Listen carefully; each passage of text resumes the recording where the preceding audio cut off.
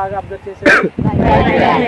White fly control చేయడానికి మనకి ట్రీట్మెంట్గా ఉన్న మందుల్లోనే ఏది బాగా పనిచేస్తుందంటే మనకి ఎవరైనా చదవగలరు. ఇది ఇస్టామిప్రిడ్ అనేది మనకి ఇక్కడికి వస్తుంది. కెమికల్ నేమ్ అది మార్కెట్లో ఏ పేరు మీద దొరుకుతుందంటే కెమికల్ నేమ్ కింద. దానికి మన డిఫరెన్స్ కూడా చాలాసార్లు డిస్కస్ చేసుకున్నాం అనమాట. ఇప్పుడు దీంట్లో స్పెషాలిటీ లేకపోతే ఏంటంటే జనరల్గా వైట్ ఫ్లై మీరు గమనించారంటే అక్కడ లీఫ్ మీద మీకు ఏమైనా కనిపిస్తున్నాయా 10-20 లేదు కనిపించట్లేదు. అది ఎక్కువ మనకి ఏంటంటే లీఫ్ బయట సక్ చేయదన్నమాట. ఎక్కడి నుంచి మనకి లీఫ్ కింద నుంచి ఎక్కువగా మనకి సక్ చేయడం జరుగుతుంది అనమాట. మీకు ఆల్రెడీ తెలుసు కాంటాక్ట్ సిస్టమిక్ రెండాటికి డిఫరెన్స్ తెలుసు కదా.